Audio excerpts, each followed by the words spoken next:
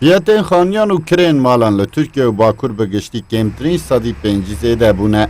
Li Diyarbekirê jî ew bihabûn hê zêdetir e ku wek sedemên serekî, çênebûyîna malên nû û bihabûyîna giştî ya piyasayê tê nîşandan. Bîna kulvir çê ve dîkanê ku değerî nebe, kıymetî nebe. Mihemed Dalbal jî ji 30 salî zêdetir e ku karê emlakê dike û balê dikşîne ku du 3 salên dawî de ji ber fiyatên malzemeyên înşaatê biha dibin û îmarên nû nayên vekirin li gor pêdiviya welatiyan xanî nayên çêkirin û ji aliyê dinda jî bihabûyîna bazar û piyasayê jî dibe sedem ku fiyat û kirê xaniyan jî du qat sê qat zêde bibin. Sala berê mesela sala berê dare ku 700 milyar kiba, milyar û 200 ba Dicle kentê ez dibêjim. Ana 2 milyar û nîv dora 3 milyar ye. Dibêjin ya enflasyon %18, %20 falan ama pirê xwedî xaniya kes enflasyonê mêze nekir. Ji sedî sed zêde jî kirin hebûn yani. Ez ya dibînim yani ez de kirin dibe çünkü çekum gavadinê ku qal kir ya. Herkes di paja xwe da mizetke dibe ew bi çi qaseder ez ê xwe bidim dibe. Tabii denetleme jî tune yani denetleme hebe jî millet jî heqlî ye dibe abi tişkî pê nayê eve.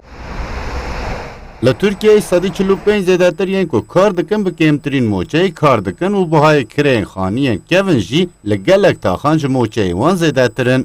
Welatî jî balê dikşînin ku her tişt biha dibe lê dahata wan heman e û ew jî nizanin ku dê çawa hem ciyê hewandinê peyda bikin hem jî debara xwe bikin.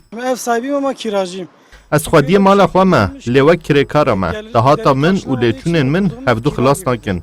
Ez 2800 lîre mûçe disînim. Lê xerçkirina malê ji 5000 zêdetir e. Piyasa gelek xirab bûye. Herkes li keysa xwe dinhêre û her roj jî xirabtir dibe. Em jî nizanin dê çawa bibe. Em bên sedî pêncî sedî çil zêde biye û xaniyê vala jî tune ne pir zehmet e. Yani îro însanekî ku bi eskerî û ji xwe kes nikare ev bike kes nikare kiriya bide yekî tenê bişixile memur bin dişxilin ev jî gere dehe bişixilin. Ancak bir şeklî îdara xwe bikin. Yek ji kirê av û eretîkê û filan ra êdnêkenê jî erzaka malê bisîne. Başka tişkînekeni pir zor e.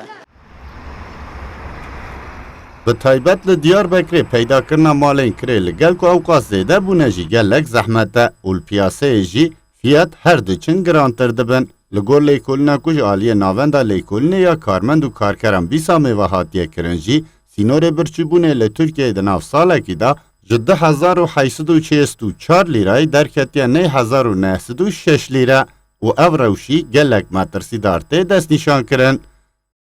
Sıdık Eren, Kürdistan 24, Diyarbakır.